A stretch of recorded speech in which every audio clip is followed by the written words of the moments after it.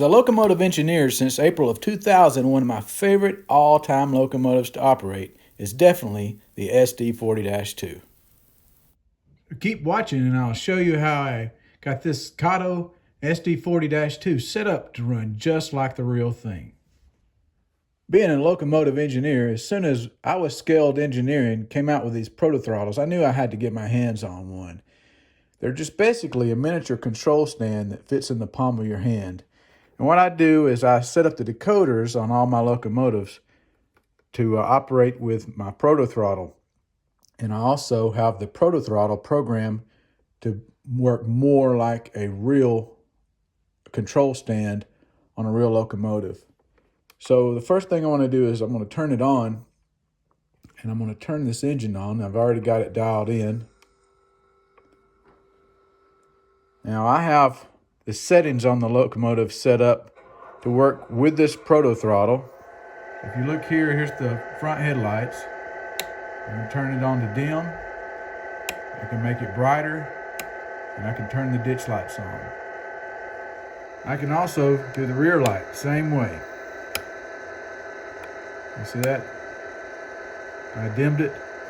That way, regardless of which direction the locomotive is going, I can have a headlight on both ends of the locomotive. And that's due to the way I have the decoder programmed.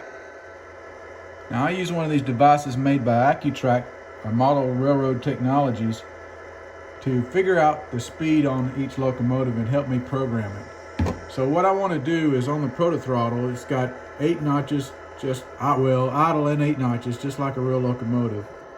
Has a brake. Release the brakes. Here's the reverser. Determines the direction of the locomotive, forward, neutral, and back. And what I want to do is go to notch number 1. I got it going in reverse. You see the locomotive moving. And my goal in notch number 1 is to hit 2.5 miles per hour. So we can see as it goes through there and measures the speed.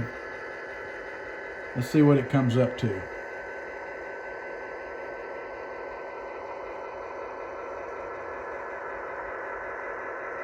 .4, that's pretty close to 2.5. So we'll go with it. Okay, now we'll check notch number 2, which I want set at 5 miles per hour. So the unit is in notch 2. I'm just going to come through here and measure the speed again.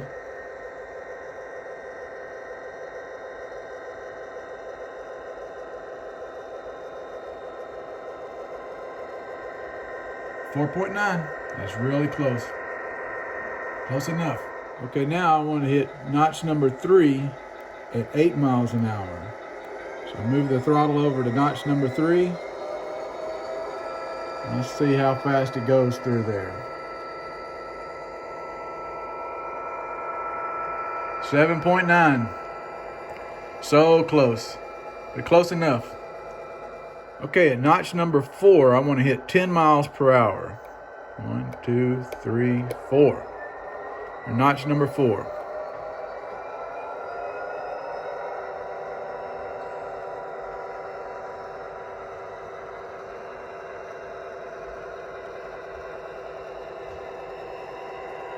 Check it out, right at 10. Now I've got it in idle now, and it's still coasting. That way I can use the brake to bring it to a stop. Okay, at notch number 5, I want to be doing 12 miles an hour.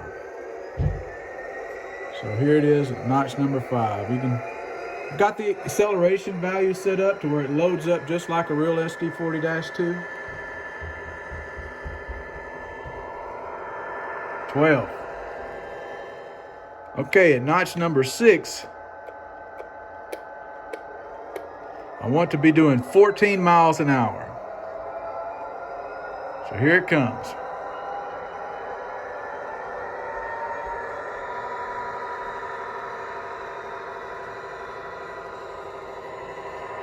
.14.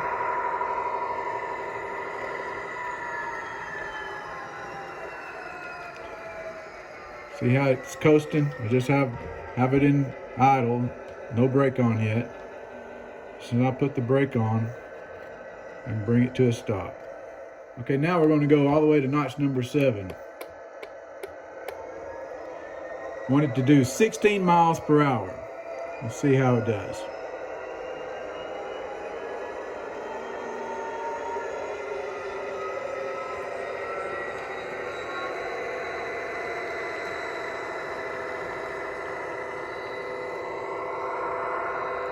It's at 17. I may have to adjust it, but I'll show you how we do that.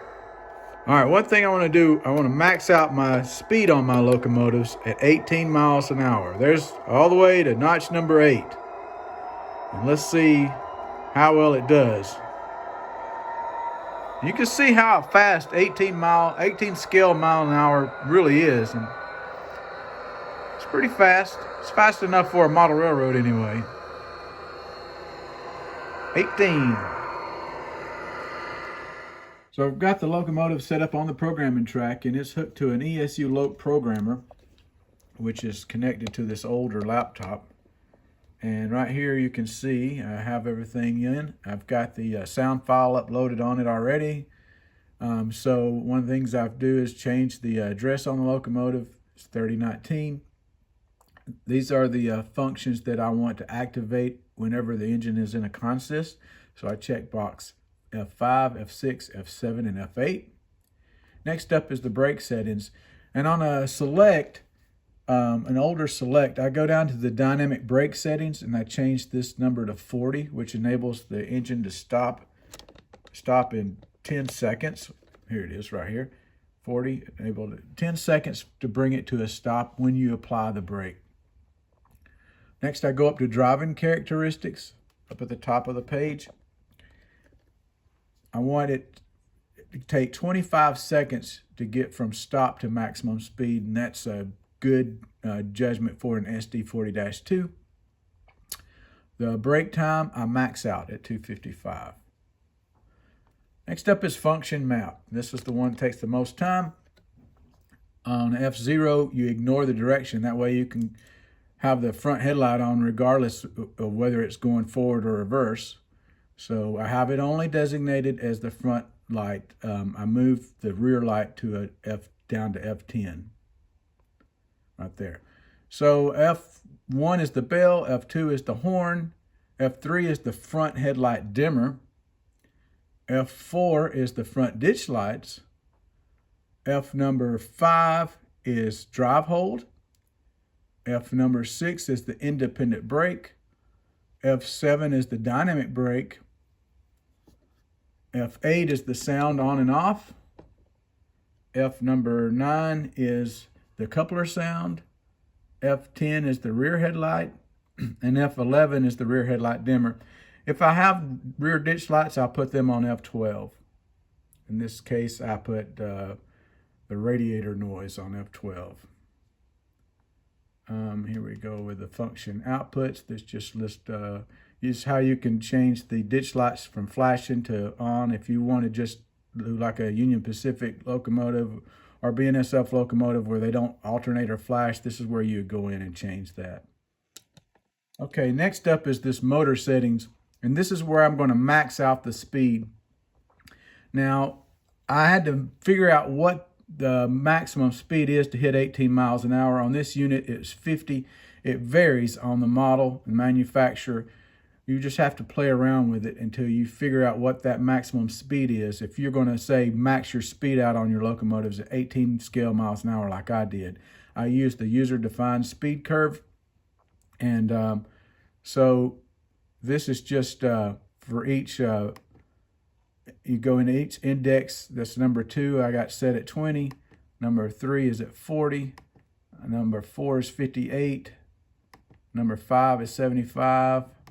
Number 6 is 90. Number 7 is 115. Number 8 is 135. Number 9 is 151. Number 10 is 167. Number 11 is 188. And number 12 is 208. 13, 219. 14, 228. 15, 239.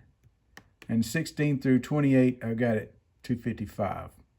So I want to bring that notch 7 from 17 miles an hour down to 16 miles an hour. And I know somewhere in these values for these indexes, that's going to control that speed. So let's start it with that one. We'll drop it to 238 and drop this one to 14 to 227, maybe this one to 219. So we adjusted that. We'll go up here to this screen, right, this button right here to write the decoder data. I'll click on that. I'm going to override it. And that's going to change the values on the locomotive. Okay, one more thing I do is I go to sound settings. I change the master volume to 50%. I've got it set at 64, so it's not so loud. And you can also go into sound slot settings. For each sound slot, I normally like to have the horn the loudest, so I will get it pretty close to maxed out because that's the way it is on a real locomotive. They're really loud. So to check to see if those new settings took effect, I go to driver's cab, hit go, F8. If the unit fires up, I know it worked.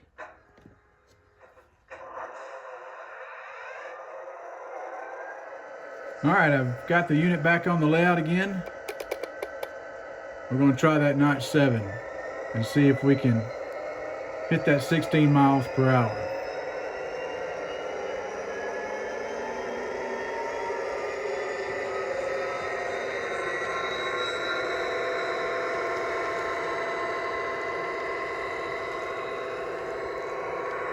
Check it out.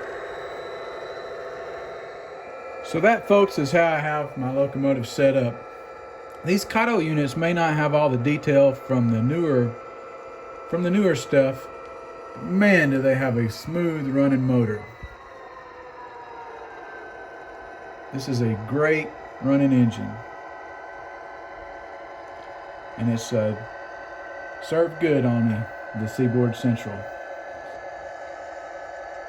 To see more videos like this, be sure to tune in. And if you liked it, hit that like button. Until next time, I'm Tim Garland, and thanks for watching the Seaboard Central, and happy model railroading, everyone.